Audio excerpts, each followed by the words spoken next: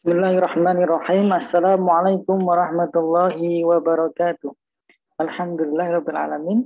Sholih sholihah kelas 4 kali Impan yang Pak Guru sayangi dan Pak Guru banggakan.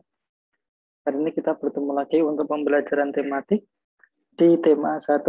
Kali ini kita akan belajar tentang muatan pelajaran IPA masih pada KD tentang bunyi, ya, melakukan percobaan bunyi. Mari anak-anakku kita awali dulu kegiatan pembelajaran pada pagi hari ini dengan membaca basmalah bersama-sama. Bismillahirrahmanirrahim. Nah, materi pada hari ini adalah yang pertama, percobaan bunyi dapat dipantulkan dan dapat diserap, ya. Nanti kalian bisa buka buku paket pada halaman 117. Kemudian adanya pemantulan bunyi pada halaman 129 serta jenis-jenis gelombang bunyi berdasarkan frekuensinya halaman 118. Nah, yang pertama, bunyi dapat dipantulkan. Ya, apa itu bunyi dapat dipantulkan? Yang mana jika bunyi menumbuk benda yang permukaannya keras, maka bunyi akan dipantulkan. Contohnya adalah bunyi menumpuk sebuah batu, tembok, dan besi. Nah, benda yang ditumbuk bunyi dapat disebut dengan dinding pantul. Ya, ingat anak-anak, jika benda yang ditumbuk bunyi disebut dinding pantul. Adapun bunyi dapat diserap, yang mana bunyi akan diserap jika melewati benda yang permukaannya lunak dan empuk. Contohnya adalah bahan peredam bunyi. Seperti apa aja? Karet, karpet, gabus, kapas, dan wol. Nah, ini bisa menyerap maupun meredam sebuah bunyi. Bisa membedakan ya, bagaimana bunyi dapat dipantulkan dan bagaimana bunyi dapat diserap. Nah, untuk bisa membuktikan pemantulan dan penyerapan bunyi, bisa melihat buku paket nih pada halaman 117 ya, di buku paket kalian. Seperti contohnya adalah dengan langkah susunlah dua buku dengan ketinggian sama. Letakkan tabung di atas buku, kemudian pegang arloji di telingamu, dengarkan baik-baik bunyi detak arloji. Letakkan arloji ke dalam salah satu tabung. Ya, kemudian dengarkan dari ujung tabung yang lainnya. Coba mintalah temanmu untuk memegang piring atau benda lain di ujung tabung yang lain. Apakah sekarang kamu dapat mendengar bunyi detakan arloji?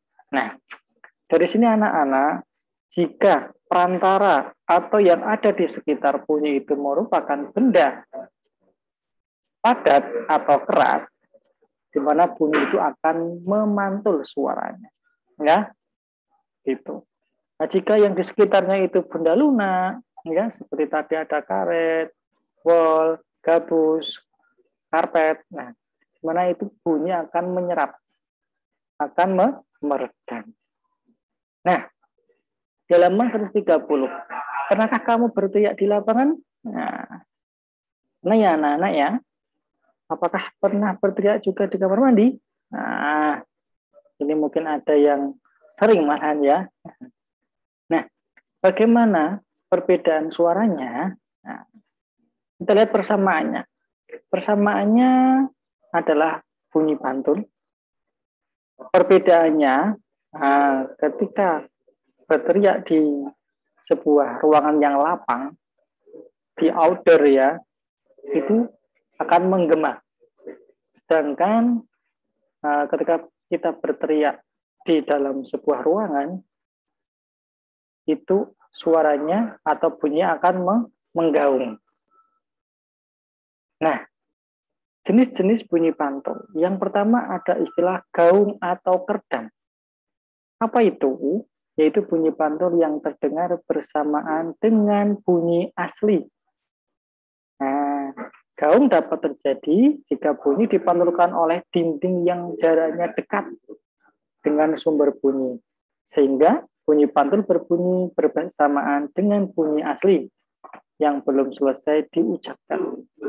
Akibatnya, suara jadi tidak jelas terdengar. Contohnya apa?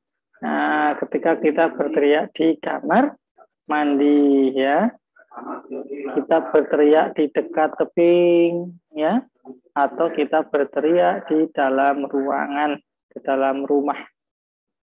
Yang selanjutnya, ada istilah gema. Apa itu gema? Yaitu bunyi pantul yang terdengar setelah bunyi asli. Nah, menggema suaranya, ya. Gema dapat terjadi jika bunyi dipantulkan oleh dinding yang jaraknya jauh dengan sumber bunyi. Sehingga apa? Bunyi pantul berbunyi setelah bunyi asli. Nah, dari itulah bunyi pantul terdengar lengkap setelah bunyi asli. Contohnya apa saja? Nah, ketika kita berteriak di lapangan, ya, dengan outdoor, ya, di luar. Nah, kemudian berteriak di sawah yang dekat dengan tebing pegunungan. Nah, ada juga kita berteriak di depan gua. Nah, itu suaranya akan menggema. Nah, apa saja toh manfaat dari menggema itu? 1. Untuk mengetahui jarak suatu kapal dengan kapal yang lain.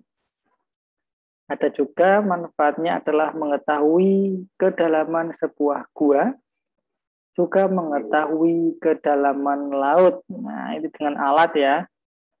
Nah, penyerapan atau peredam bunyi. Nah, bunyi juga dapat diserap atau diredam. Benda-benda yang dapat menyerap bunyi, seperti tadi Pak Faris sampaikan di awal, yaitu benda lunak, ada karpet, kain, busa, wol, dan sebagainya. Nah, inilah benda-benda tersebut dapat mengurangi atau mencegah gaung atau peredam, ya, seperti itu. Jenis-jenis gelombang bunyi berdasarkan frekuensinya. Nah. Yang pertama ada gelombang bunyi audiosonik. Apa itu? Jenis gelombang bunyi yang frekuensinya antara 20 Hz sampai 20.000 Hz. Bunyi audiosonik dapat didengar oleh manusia normal. Contohnya apa? Yaitu suara orang berbicara, suara kendaraan, ya, yang mana kita manusia bisa secara normal bisa mendengarkan. Ada juga gelombang dengan frekuensi infrasonik. Nah, apa itu jenis gelombang apa? Yaitu jenis gelombang bunyi yang frekuensinya kurang dari 20 Hz. Bunyi infrasonik dapat didengar oleh hewan. Contohnya apa saja? Ada jangkrik, gajah, lumba-lumba, dan sebagainya. Dimanfaatkan untuk keperluan misalnya mendeteksi aktivitas vulkanik, gunung berapi, atau pergerakan lempeng bumi dengan bantuan seismograf. Ya, nah. Yang ketiga, adanya gelombang ultrasonik. Apa itu? Jenis gelombang bunyi yang frekuensinya lebih dari 20.000 Hz. Bunyi ultrasonik dapat didengar oleh hewan, contohnya kelelawar, paus, lumba-lumba, dan sebagainya. Bunyi ini dimanfaatkan untuk keperluan di bidang kesehatan, ya, misalnya mendeteksi janin lewat USG atau diagnosis berbagai penyakit lewat gelombang ultrasonik.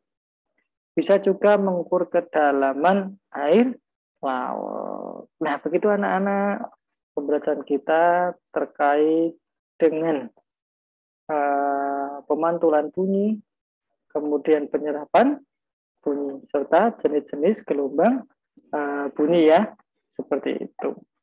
Itu saja yang bisa Pak Guru sampaikan. Terima kasih. Silakan kalian bisa mempelajarinya PPT maupun video yang akan Pak Faris share. Pak Faris mengucapkan barakallah, terima kasih untuk kalian semuanya. Bapak tutup. Alhamdulillahirabbil alamin. Subhanakallahumma wa bihamdika Asyhadu an la ilaha illa anta astaghfiruka wa atubu ilaik. Assalamualaikum warahmatullahi wabarakatuh.